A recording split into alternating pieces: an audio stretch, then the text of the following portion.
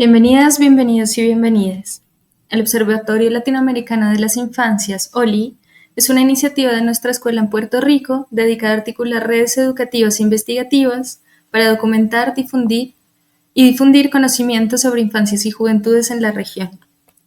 Su objetivo es generar conocimiento y fomentar prácticas investigativas alternativas que incluyan la participación de niños, niñas y jóvenes, promoviendo proyectos y programas que fortalezcan las políticas públicas existentes para su pleno desarrollo y la protección de los derechos en nuestra América. Sinfonías florece como un ciclo de 7 conferencias en donde exploramos, como modalidad de arte, diferentes perspectivas emergentes en la investigación con niños, niñas y jóvenes en la región, abarcando pequeños fragmentos con diferentes formas, colores y superficies que se entrelazan para crear composiciones figurativas, sonoras y estéticas. Este ciclo de conferencias se intercambian ideas sin fronteras para construir una visión plural y enriquecedora. Perspectivas de Argentina, Brasil y Chile se funden en un conjunto armonioso y cohesivo. Este diálogo transregional promueve una comprensión profunda y diversa, tejiendo un tapiz de conocimientos y reflexiones compartidas, y nos invita a reconocer que las conversaciones entre adultos, infancias y juventudes no son meras fantasías, sino diálogos impregnados de experiencias y conocimientos, donde las voces se entrelazan y se vinculan en una danza de comprensión mutua.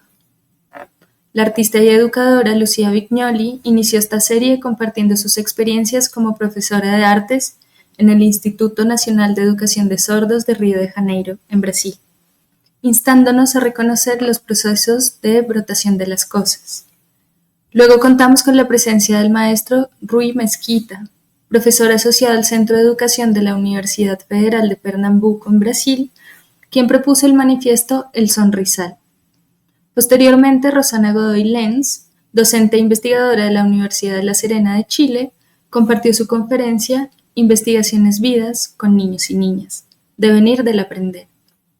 En la Cuarta Sinfonía contamos con la presencia de Adirani Ojeda, psicóloga y pedagoga de la Universidad Federal del Estado de Río de Janeiro, quien compartió sus reflexiones respecto a las infancias y educación estética. Durante la quinta, Mariana Asensio, docente del campo de práctica en educación inicial del Instituto Superior de Formación Docente número 19 y de la Cátedra de Didáctica y Currículum en el Instituto Superior de Formación Docente CATS en Argentina, nos condujo por sus experiencias de su infancia a partir de sus preguntas de investigación en el juego de las infancias. La profesora de Letras, magíster en Didáctica y doctora de Educación Isabel Molinas nos acompañó durante el sexto encuentro, con su conferencia Imaginaciones e Infancias, experiencias artísticas que contribuyen mundos. En este, nuestro último encuentro del 2024, nos acompaña Luciana Berenjena. Ella es licenciada en Gestión Cultural de la Universidad Nacional de Mar del Plata, en Argentina, doctora en Educación del Programa Específico para la Formación de Investigadores en Investigación Narrativa, Autobiografía y Biografía en Educación. Es docente del Departamento de Ciencias de la Educación, Facultad de Humanidades de la Universidad de Mar del Plata, becaria interna doctoral del CONICET e investigadora en formación del Grupo de Investigación en Escenarios y Subjetividades Educativas del Grupo de Investigación en Educación y Estudios Culturales GIEC y del CIMED de la Universidad de Mar del Plata. Su área de trabajo primordial se centra en los procesos de subjetivación política y la investigación educativa. Me permito ahora citar sus palabras. Como diría el docente rural uruguayo y poeta Luis Ramón Igarzábal, podría decir que soy un montón de cosas juntas, mezcladas con cosas humanas, cosas mundanas. Académicamente, diría que soy una investigadora y una docente en proceso, y fenomenológicamente me reconocería como un constante devenir. No tengo una definición sobre qué soy, pero continúo explorando. Sé que me gustan las historias y que me gusta aún más lo que emerge detrás de aquello aparentemente dado. Me obsesionan los posibles y todo aquello que pulsa por vidas vivibles. Mi nombre es Luisa Ramírez, soy filósofa y actualmente la coordinadora del Observatorio Latinoamericano de las Infancias. Bienvenidos. Gracias, Luisa. Buenas tardes a todas, a todos, a todes en esta extraordinaria tarde en la que recibimos a una gran amiga, una maestra, una colega inmensa, Luciana Berenjeno, que viene a compartir con nosotros esta extraordinaria tarde, también decimos, porque de alguna manera cierra y vuelve a abrir este ciclo de sinfonías, de voces musicales en las cuales, como decía Luisa, diferentes, recuperabas Luisa en tu presentación, educadores y activistas nos han inspirado y bueno, te agradecemos, muchas gracias Luciana por venir, yo te voy a acompañar, ahora vas a tener un momento de exposición para presentarte, seguramente para hacer algún comentario inicial ya de esta presentación, y bueno, que disfrutemos este espacio de inspiración y va también un enorme reconocimiento y agradecimiento por tomar este desafío de cerrar, pero también de augurar un nuevo ciclo en este observatorio. Bueno, fuimos conversando en diferentes momentos informales, pero estas instancias para nosotros y sobre todo para esta primera etapa, el hecho de encontrarnos con educadores, artistas y académicos que nos compartieron sus reflexiones y que nos colaboran, nos inspiran a pensar una investigación en educación y una investigación que pueda cuestionar este adultocentrismo que todos habitamos. Y bueno, me quedo en esta... Te abrazo inmensamente, Luciana, y te agradezco mucho por enseñarnos también cómo la educación y la cultura no se detienen nunca y empiezan siempre por el medio, como vos decís. Así que te agradezco mucho esta tarde y estamos atentos a escucharte y bueno, un abrazo grande. Gracias, Fran. Gracias, Luisa. En principio, dos cosas. La primera, aparte del agradecimiento inmenso por sumarme a esta conversación. La segunda, Luisa, por presentarme, muchas gracias. Y por lanzar como una declaración al infinito, ¿no? Dijiste doctora en educación. Pues no. Ya quisieran, pero todavía no. Doctoranda, en principio. Pero bueno, nada, es cierto que me reconozco más como un montón de otras cosas, todas mezcladas, como o una doctoranda o una investigadora, y bueno, y estas taxonomías, que es un poco lo que les vine a compartir hoy y a invitarlos a esta conversación. Me llamaba mucho la atención, tengo un problema con la etimología de las palabras, ¿no? Entonces me fui a buscar, primero que nada, sinfonía, a ver qué pasa, de qué se trataba esto, al margen de lo que uno pueda intuir, saber, creer que sabe. Y viene del griego, no lo sabía, sí, del prefijo sin, que es juntos, y fone, que es sonido, ¿no? Y es sonido acorde. Y después pensaba, ¿no?, en esto de la naturaleza tan aventurera de la música, ¿no?, de siempre estar experimentando con los sonidos, en el caso, ¿no?, y de a veces generar como acordes disonantes. Entonces pensé que a lo mejor mi presentación podía ser un poco disonante en relación, porque pensaba que al tratarse de un observatorio de las infancias, ¿no?, y yo al no trabajar con infancias, por ahí podía parecer un poco extraño. Pero bueno, lo cierto es que sí fui una infante y todavía me acuerdo, y también es cierto de que es gente que me cae especialmente bien. Y a lo que me dedico en este momento es a pensar proyectos civilizatorios, básicamente. Ahora vamos a ampliar un poquito más esto. Entonces, estamos hablando de mundos para todos, ¿no? Para que no quede nadie afuera, como dicen los zapatistas, Escobar, estos mundos en los que quepan muchos mundos. Y bueno, entonces, en base a esta posible disonancia, pero para que no sea caótico, intenté armar la presentación de una forma más estructurada, y para eso me abracé a la estructura formal de una sinfonía. Si querés, Luisa, arrancamos y les voy contando. Entonces les voy a presentar 4 movimientos. El primero de una sinfonía en un formato tradicional es el allegro. El allegro, este movimiento inicial, es generalmente rápido y en forma de sonata. Esto significa que hay un contraste entre 2 temas, un tema A y un tema B, con el que están en una vecindad, porque hay un puente también, ¿no? Y el puente, como condición de tal, tiene esta doble vía, ¿no?, de acceso, circula para los 2 lados.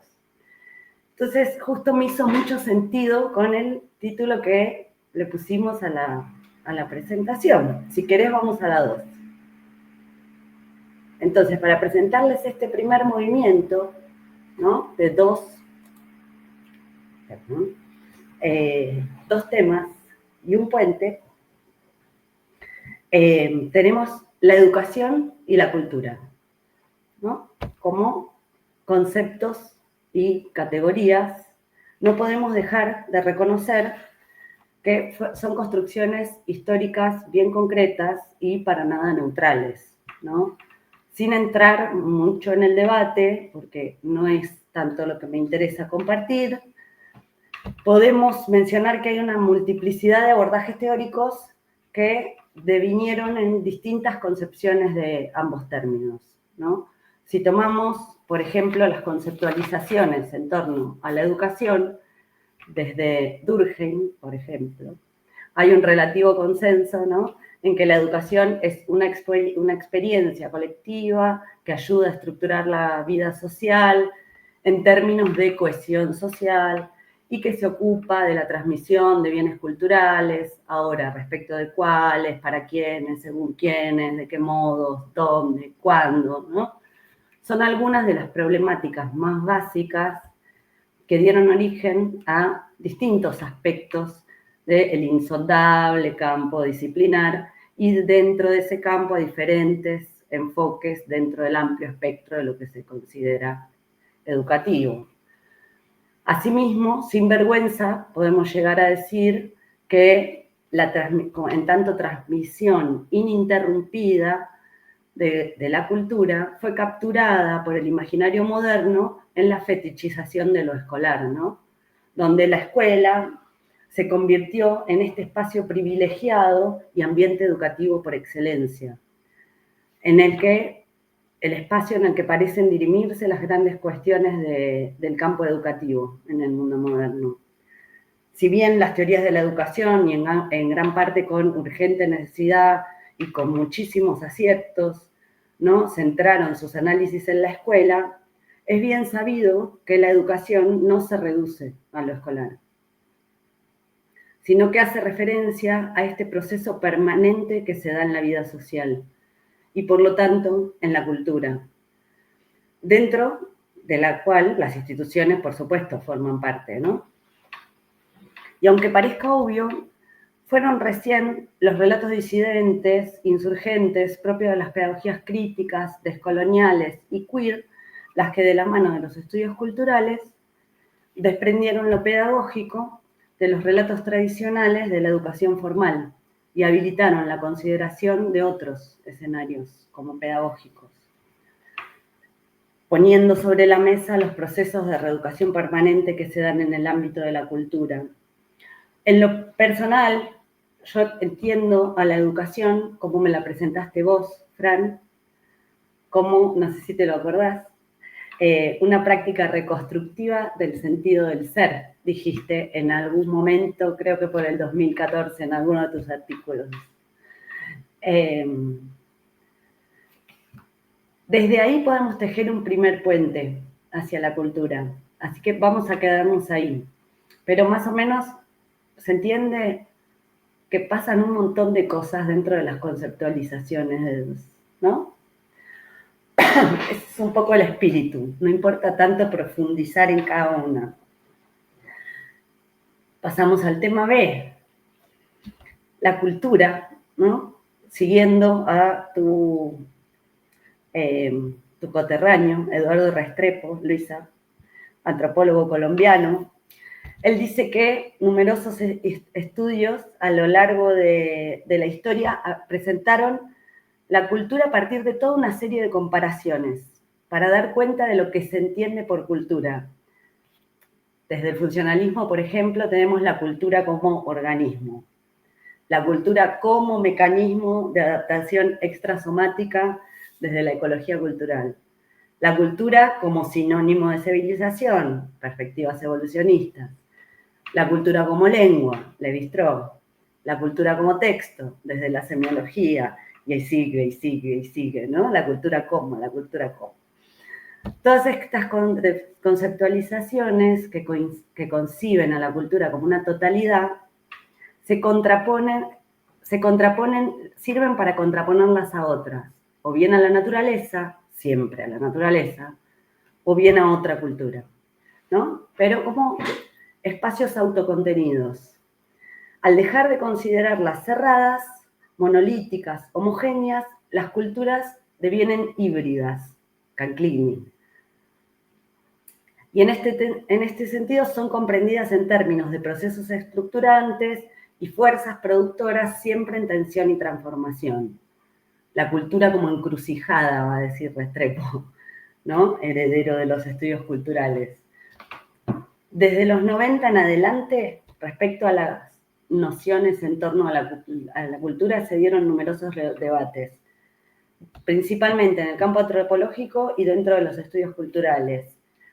Se empezaron a plantear el reemplazo del sustantivo cultura por la utilización de su forma adjetivada, lo cultural, bajo la premisa de que esa forma favorecía la comprensión del análisis de lo cultural a partir de una característica que adquiere el ejercicio de cualquier práctica social, más que a una cosa.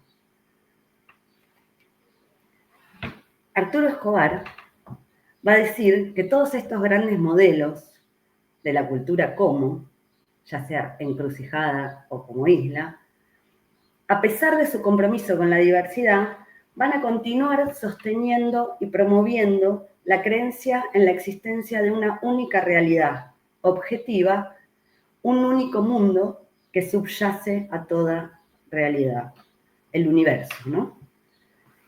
Que si bien estas conceptualizaciones conciben la existencia de múltiples concepciones de ese único mundo, es decir, de culturas, las mismas conocen esa realidad de maneras diversas, lo que cae en relativismos culturales, ¿no? A partir del trabajo con los pueblos indígenas y afrodescendientes en América Latina y del cuestionamiento de los binarismos del orden moderno, Escobar va a plantear que el concepto de cultura como diferencia radical. Al proponer este concepto, lo que va a enfatizar es reemplazar el concepto de cultura por el de ontologías.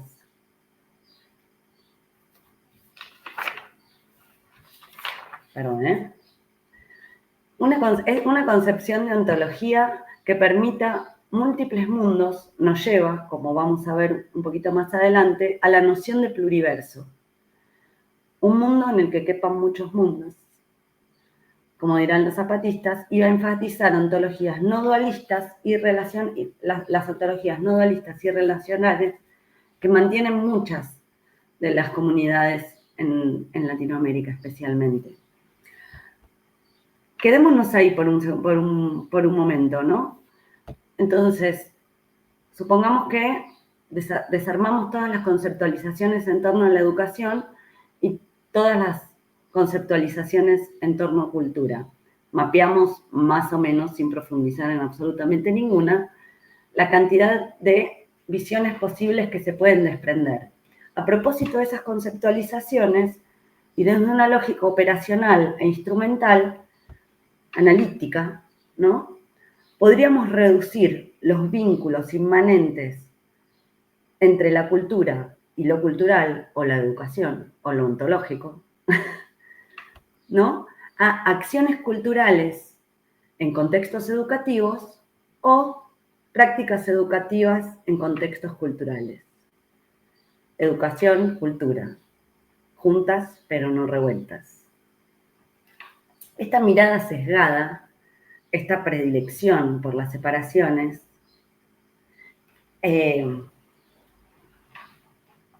este modo de definir, categorizar acciones culturales en contextos educativos o prácticas culturales o prácticas educativas en contextos culturales, en realidad lo único que hace es identificarse con fronteras categoriales que encapsulan saberes en búsqueda de dominios cerrados para definir las disciplinas. Cada uno de esos campos no son más que hilos, disciplinadas de una misma madeja, que es la vida. Con esto quiero decir que no hay separación real, sino conveniente entre la cultura y la educación. Son solamente esfuerzos analíticos frente a la cualidad enredada de lo vivo, solo habituaciones discursivas. Por tanto, en honor a lo que entendí como la nota que me tocó en esta última sinfonía, el sí, ante la pregunta que compone el título, educación, cultura, taxonomías innecesarias, la respuesta es un sostenido sí. Si ponemos tierra, si echamos agua entre esa grieta que la separa, solamente se juntan. No pasa nada. Listo. A la pregunta, ¿se terminó el misterio? La respuesta es sí. ¿Son innecesarias esas taxonomías? Sí, son innecesarias. Eso suele pasar mucho con las preguntas cerradas, ¿no? Cuando hacemos preguntas cerradas, obtenemos una respuesta directa y se acabó el misterio. Pero, ¿qué pasa cuando las preguntas, en vez de cerrar mundos, los multiplican? Entonces esto es un poco lo que les vengo a contar. Les vengo a compartir esta historia de cómo aprendí a preguntar. Si querés, Luisa, pasamos a la otra.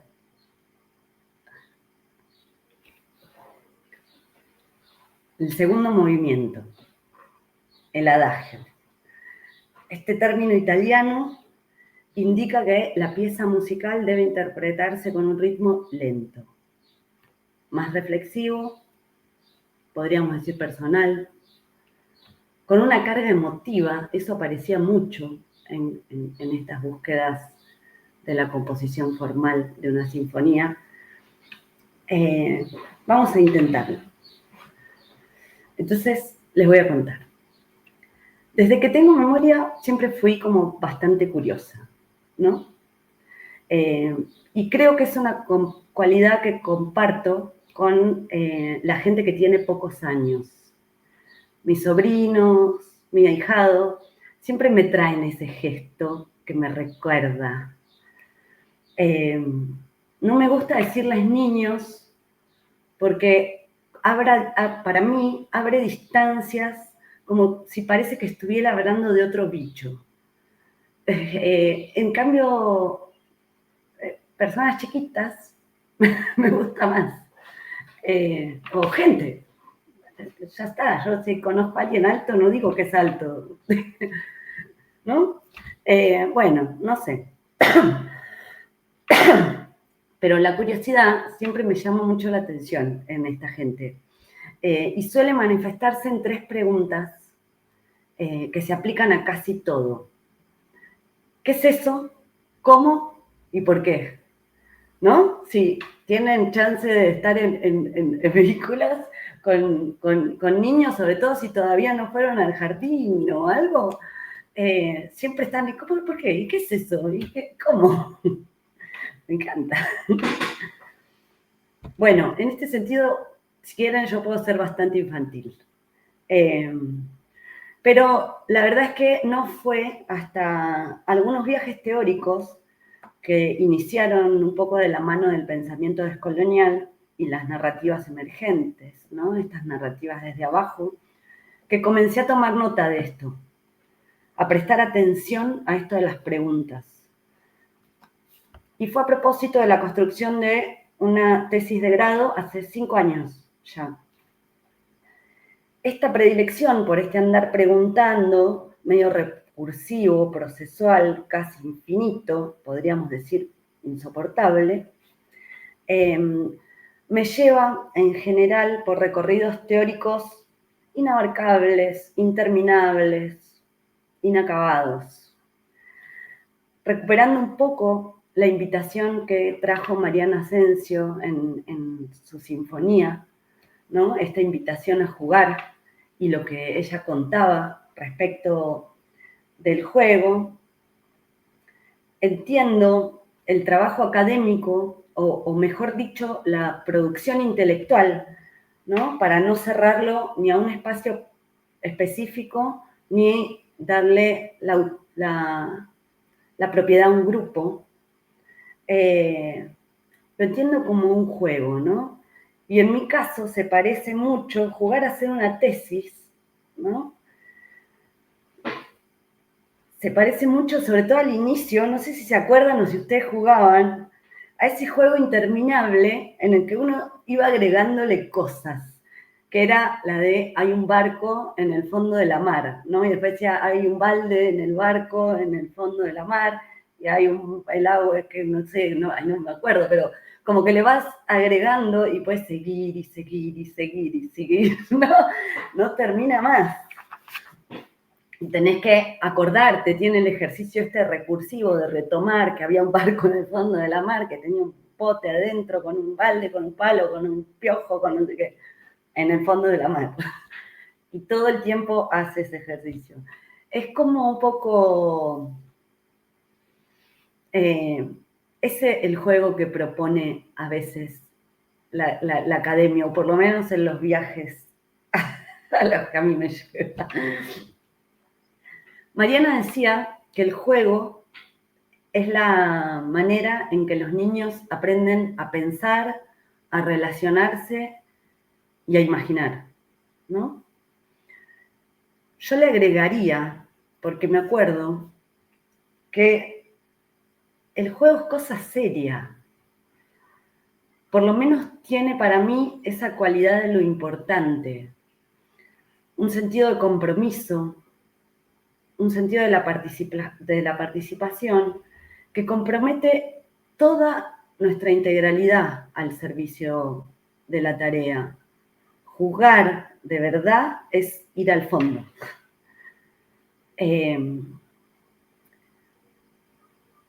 Sumando estas ideas de que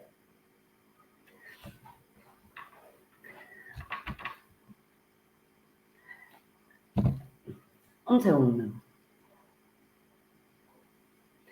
¿Vieron cuando? No, me colgué. Otra vez vuelvo a esta seriedad del juego. Cuando uno juega, no hay nada más importante en el mundo que lo que está pasando en el juego. Si nosotros ponemos el juego al servicio del pensar, tiene la potencia de tener toda nuestra atención. En el mundo en el que estamos viviendo, que estamos estimulados constantemente por un montón de, no solo herramientas digitales que casi que nos acosan, sino por cantidad de estímulos, tomarse el tiempo para jugar en serio a la academia nos puede llevar por caminos que vamos, ¿no? ¿Quién sabe? Esto de aprender a pensar, ¿no?, que traía Mariana, lo entiendo en los mismos términos que los plantea Foster Wallace, de ejercer cierto control sobre qué y cómo pensamos, ¿no? Por lo tanto, como un espacio de agencia, también, el pensar. Nos lleva a relacionarnos, ¿no? Estos modos en relación con el trabajo académico, ¿no? O con la producción de una tesis o con la producción intelectual. Nos lleva a establecer otros modos de relación. ¿Modos de relación para qué? Para poder pensar la coyuntura, ¿no? En los mismos términos en lo que los planteaba Hall, resignificando a Gramsci, ¿no? De pensar la coyuntura en términos de articulación, de diferentes disputas y proyectos que se superponen, refuerzan y compiten en diferentes temporalidades. Puede que algunos hayan emergido hace mucho tiempo atrás, otros en la última década. Esto crea múltiples puntos de compromiso, lucha, resistencia. Pensar en términos de relación a partir de la composición de otras relaciones nos convoca a responsabilizarnos mínimamente no, a responsabilizarnos un montón por el movimiento mínimo que podemos generar en esta balanza que equilibra esa coyuntura, ¿no? Y también nos ayuda a imaginar, decía Mariana, ¿no? El juego nos enseña a imaginar. ¿Y a imaginar qué? ¿Qué vamos a imaginar? Mundos, ¿no? Tomar el trabajo académico como un juego nos ayuda a multiplicar mundos en estos modos de mapear lo vivo. Entonces, ¿qué es esto? ¿Cómo? ¿Por qué? Son las preguntas, estas preguntas iniciales, estas preguntas de infancia, si quieren. Son las preguntas que entiendo le otorgan una calidad ontológica a un modo de preguntar, que juega entre la facticidad de un sentido sedimentado y la posibilidad de exceder ese mismo sentido. Lo que hicimos con la separación entre educación y cultura da un poco cuenta de esto, ¿no? A propósito de mi trabajo con estos enredos, relaciones, procesos, les voy a contar una historia que va un poquito por de dónde viene y hacia dónde va, o hacia dónde parece que va. Si querés, pasamos a la siguiente.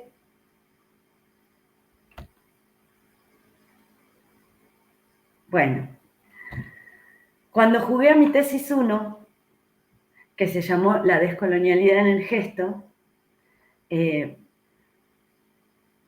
más allá de la anécdota, de todo lo que pasó ahí adentro, lo que aprendí fue que atrás de las preguntas puede haber una dimensión ontológica. Yo en ese entonces ya estaba enamorada del pensamiento descolonial, que para mí no es otra cosa que la reapropiación, resocialización del poder de inventarnos la vida. La intención declarada de devolver a las personas el control sobre su existencia me dio el puntapié inicial para curiosear en estas relaciones que se establecen entre las gestiones culturales empíricas, fue en ese momento, y las pedagogías descoloniales. Lo que pasó en esa tesis fue bastante más grave de lo que pensaba. Casi sin darme cuenta, me dispuse a desarmar las categorías desde las cuales pensaba, algo que no hubiera podido ni anticipar y algo que no hubiera pasado sin mis maestras, Cruz y Viviana, que fueron las participantes de mi investigación, las coautoras de mi trabajo.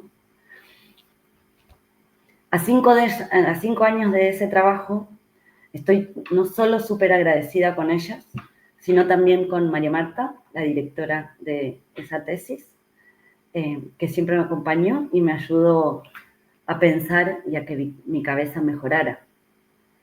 Porque yo siento que sí mejoró. Aprendí cosas, aprendí muchas cosas.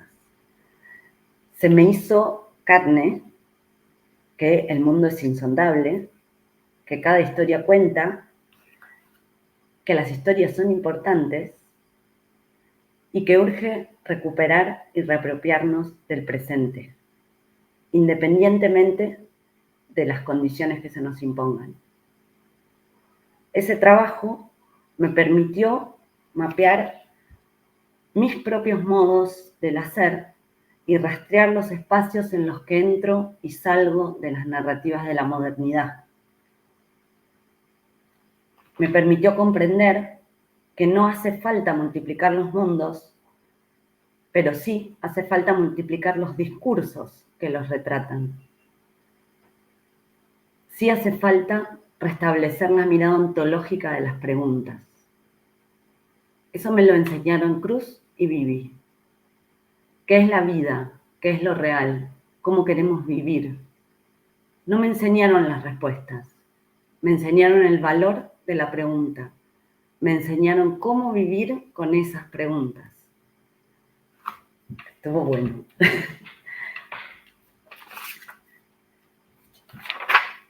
Bueno.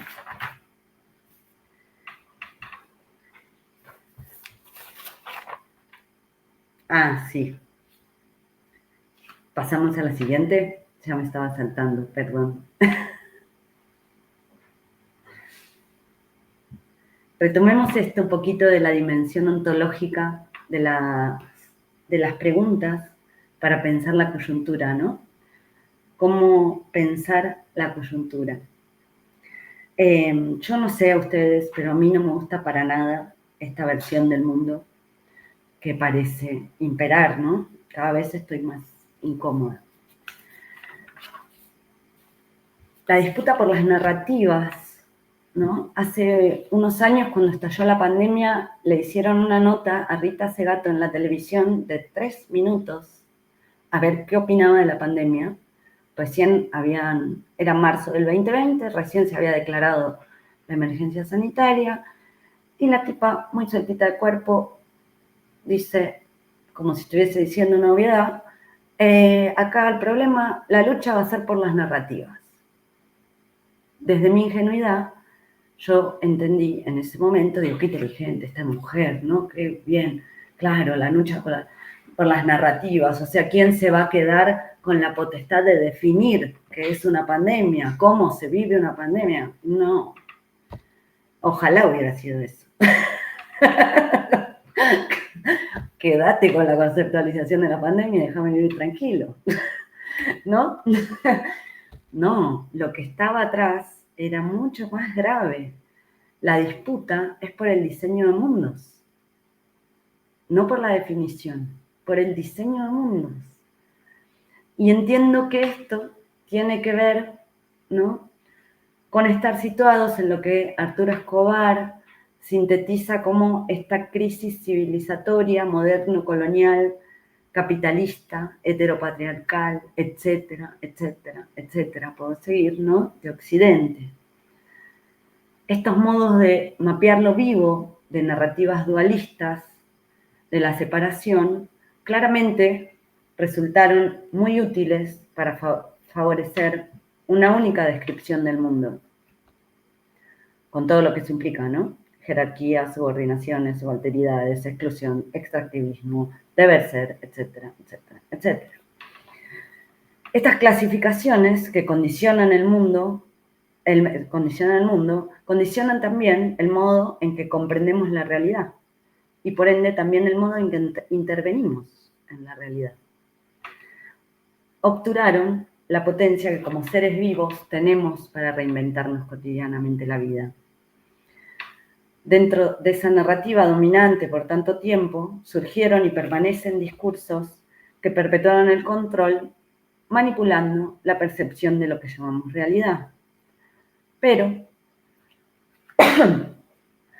la efervescencia epistemológica, ontológica, estética, política, metodológica en la que nos encontramos ha alterado profundamente la miopía respecto de los binarismos y las separaciones que operan sobre los cuerpos, los territorios y el conjunto de la experiencia planetaria, habilitando otros discursos y otras narrativas con las que convivimos cotidianamente y en cuya praxis transformativa suele colarse la vida.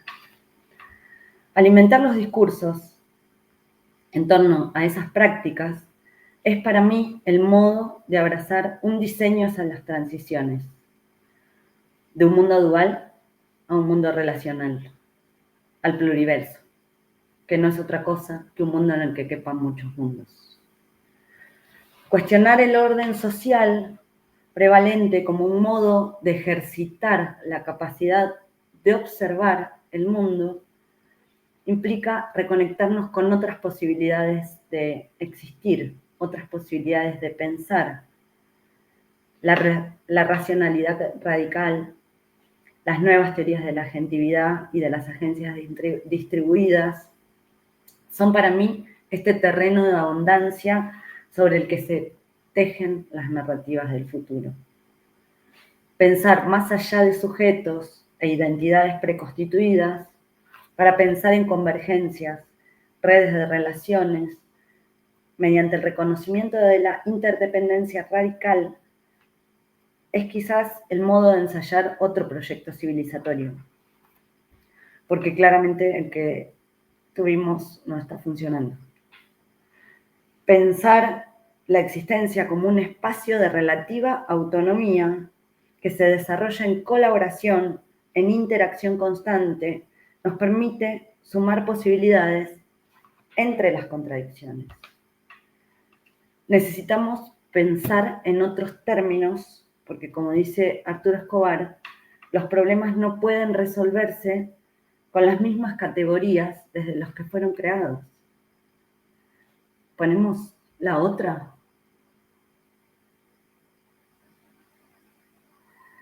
Necesitamos activar otros modos de percepción para unas ciencias humanas en movimiento, ¿no? Necesitamos otras herramientas conceptuales para un mundo que cambia. Una de las maneras pareciera ser, ¿no?, desviar la mirada antropocéntrica del mundo, ¿no? Desdibujar el antropocentrismo y dejar de pensarnos como seres autónomos, para empezar a pensarnos y actuar como seres imbricados en un sistema de relaciones, para pensarnos en reciprocidad con lo que existe. Ensamblajes y seres afectados por múltiples y variadas relaciones.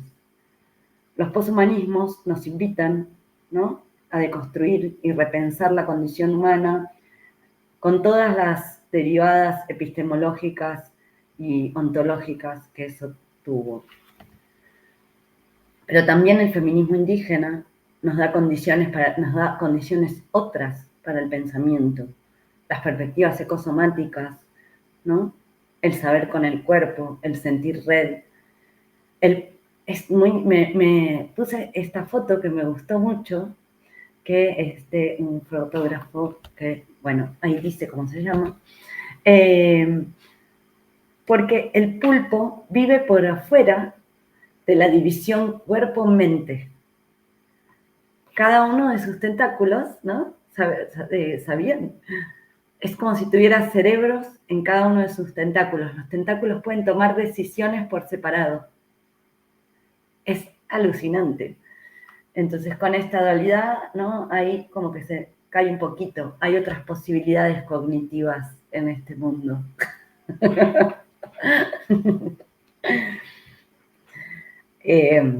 Pensar con el cuerpo territorio, desde la conciencia que habitamos en una tierra viva, en un cosmos vivo, cambia los términos de la conversación.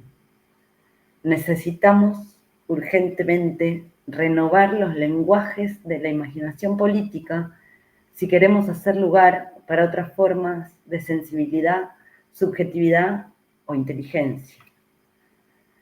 Necesitamos pensar en otros términos para pensar alternativas a la modernidad y no modernidades alternativas.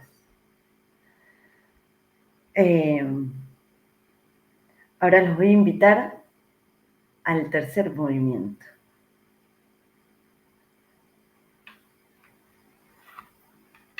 El tercer movimiento, el minueto, la siguiente, Luisa, por favor. Tiene una oración importante. Es como la escanción lacaniana. Esto. Suele ser más rápido y más enérgico. Es un llamado a la acción.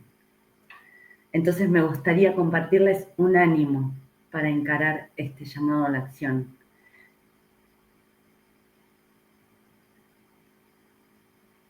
¿Sí? Vamos a ver un video. Es cortito.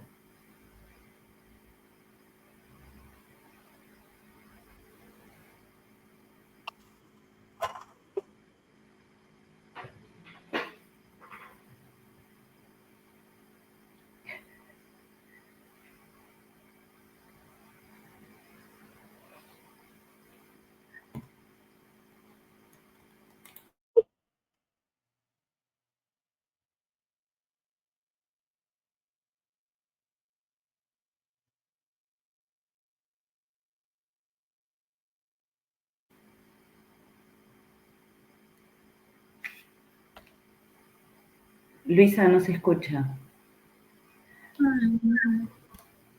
Hoy probamos y andaba, pero puede pasar. Bueno, asuntos técnicos de siempre. A ver, voy de vuelta.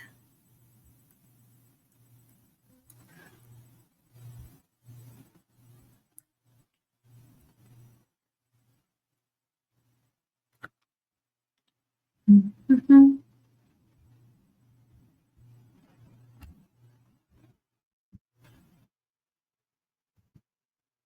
¿Sí?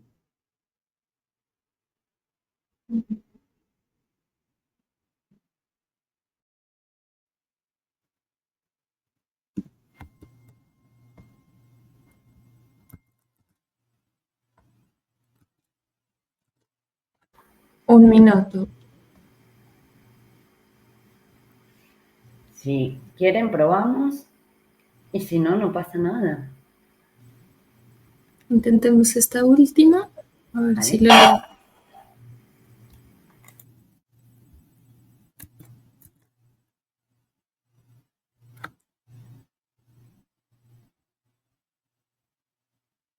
Ajá. Me avisan.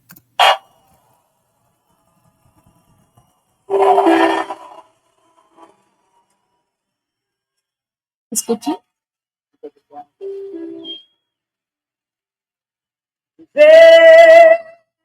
Não ter a vergonha de ser feliz. Essa canção eu sempre canto. Acho que desde que Gonzaguinha fez essa canção e me entregou, eu canto ela desde sempre. Sempre termina o show, eu gosto de cantar. E cada vez ela é mais útil, ela me traduz mais e ela faz melhor efeito, ajuda mais. Vamos fazer. Viver, não ter a vergonha de ser feliz. Cantar e cantar e cantar a beleza de ser um eterno aprendiz. Eu sei que a vida devia ser melhor e será, mas isso não impede que a vida é bonita e é bonita. Ter a vergonha de ser feliz, cantar a beleza de ser um eterno aprendiz. Eu sei que a vida devia ser bem melhor e será, mas isso não impede a vida. É bonita, é bonita e é bonita a vida. A vida que é, diga lá, meu irmão, ela é a batida de um coração. Ela é uma doce ilusão. A vida, ela é maravilha ou é sofrimento? Ela é alegria ou lamento? O que é, meu irmão? Há quem diga que a vida da gente é nada no mundo, é uma gota, é um tempo que nem dá num segundo. Há quem diga que é um divino mistério profundo. É o sopro do Criador, uma atitude repleta de amor. Você diz que é luta e prazer, ele diz que a vida é viver. Ela diz que melhor é morrer, pois amada não é e o verbo é sofrer. Eu só sei que confio na moça e na moça eu fui uma força da fé. Somos nós que fazemos a vida como der ou puder ou quiser. Sempre desejar, mas esteja errada. Ninguém quer a morte, só saúde e sorte. A pergunta roda, a cabeça agita. Eu fico com a pureza da resposta das crianças. É a vida, é bonita e é bonita. Ser feliz. De ser um eterno aprendiz. Eu sei que a vida devia ser bem melhor, mas isso não impede que a vida é bonita e é bonita.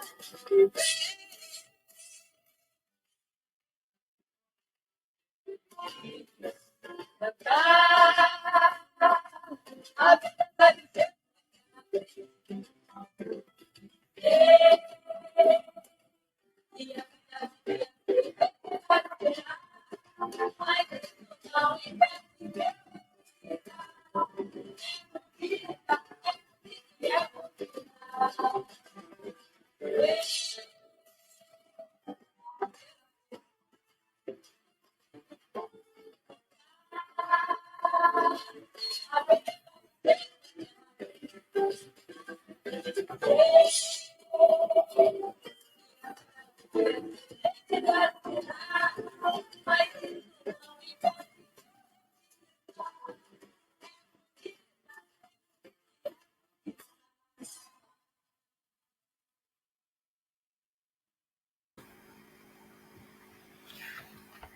Gracias, Luisa. Bueno, María Betania, ¿no?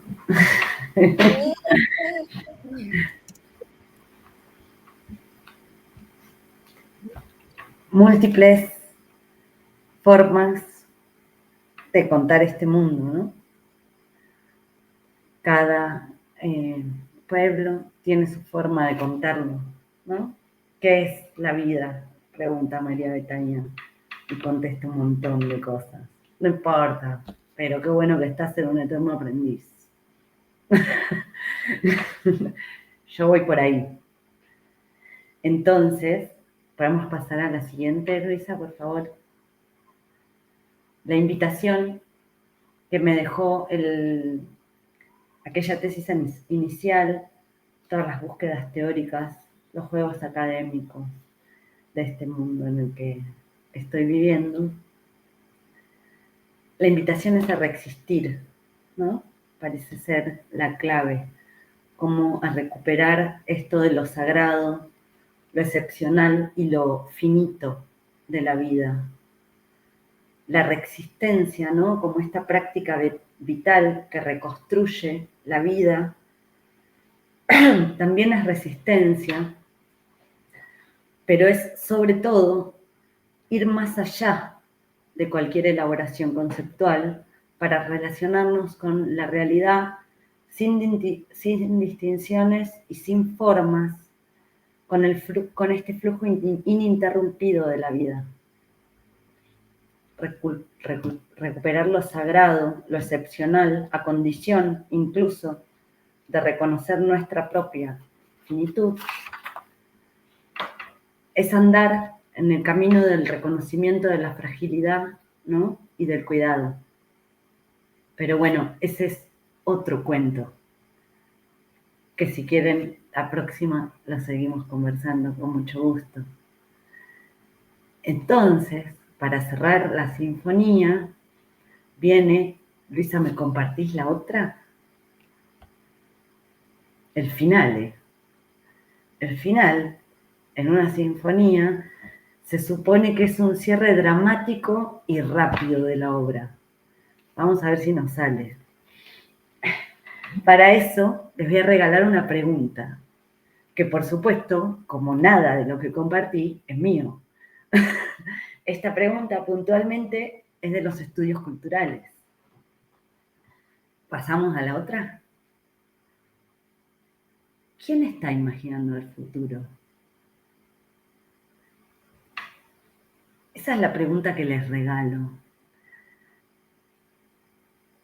Necesitamos crear otras condiciones para pensar los complejos procesos de disputa entre mundos en los que estamos viviendo. El otro día cuando salía de la facultad, esa es una foto, la de mi derecha, ¿no? La que dice la salida es colectiva, es una foto de la Universidad Nacional de Mar del Plata, en la Plaza Seca. Hay algunas pintadas, estamos en un momento bastante crítico a nivel social, económico, político, etcétera, etcétera, etcétera, ¿no? Y me encuentro con este cartel, la salida es colectiva. Está bueno, pienso, primero. Y después pienso que no está bueno. ¿Por qué la salida es colectiva? ¿Por qué nos estamos preguntando por cómo salimos? Nos tendríamos que estar preguntando cómo entramos, a dónde vamos a entrar y cómo entramos, y entrar.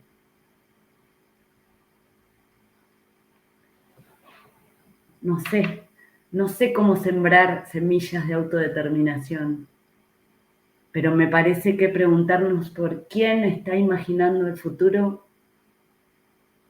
es una buena pregunta, sigue siendo una buena pregunta.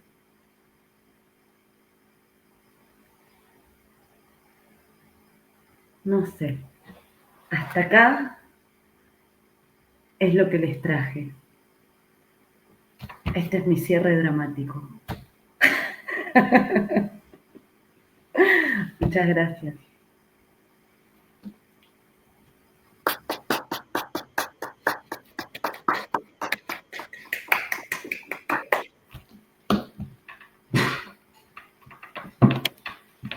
Gracias, Luciana, por tu enorme propuesta. ¿Quién está imaginando el futuro? Provocación lúdica, eterno aprendiz, primera y última sinfonía, con el sí de la séptima nota musical. Luciana nos afirma, nos expande y nos abraza. Nos hace ser educación y ser cultura. Las categorías quedan pequeñas, aunque son inmensas en su potencia. Cosmologías interrumpidas y futuros posibles. Nos apoyamos en tu voz. Cantamos, danzamos. Disciplinas disciplinadas del hilo de la vida. Interdependencias, redes de relaciones. No hay separación real, sino conveniente. Abrir las preguntas. Multiplicar mundos. Pensamientos, curiosidades, juegos. Jugar, relacionarse, imaginar. Movimientos, reapropiaciones, qué es la vida, qué es lo real, cómo queremos vivir, coloquial encuentro, reinventarnos cotidianamente, observarnos con el mundo. Ser semillas, la entrada es colectiva, reexistir. Gracias, Luciana, por cerrar, pero al mismo tiempo inaugurar este ciclo de encuentros, de ideas que Luisa presentaba y también antes de comenzar nos disponíamos a saber que iba a ser un encuentro extraordinario, el escucharte y el aprender con vos. No tengo ninguna pregunta, me quedo con tu pregunta. ¿Quién está imaginando el futuro? Y me quedo con este desafío también, como los que recién remarcaba, de entrar más que de salir. Y te quiero agradecer enormemente tu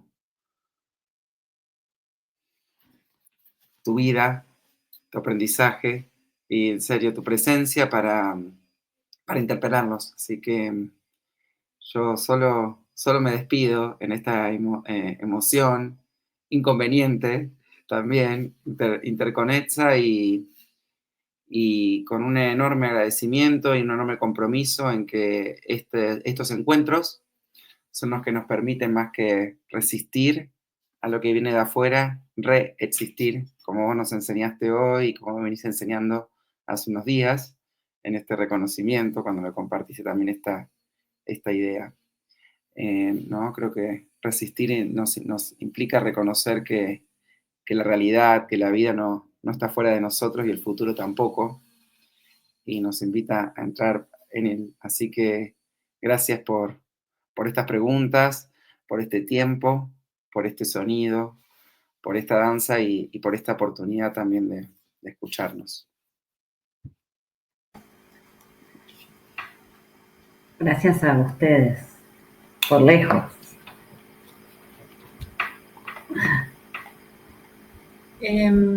No, yo también quedo un poco, me recogen mucho las palabras de Fran. Te agradezco mucho, estoy conmovida, de verdad. O sea, como siento en mi cuerpo una emoción así muy potente y eso me parece que es lo más bello. Tengo el corazón acelerado, tengo la garganta me siento muy conmovida, en verdad. Te agradezco mucho que nos hayas interpretado así, como dice Fran, y que dejes abierta esta invitación tan hermosa de reexistir, en verdad, bellísimo. Y qué hermosísima manera de cerrar sinfonías, 7 notas, y este día que ha tenido una energía muy particular también.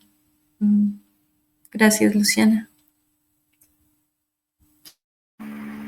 Muchas gracias a ustedes por el espacio, por escucharme, por darme la oportunidad de compartir por dónde ando, que también es un modo de recordar por dónde ando, ¿no?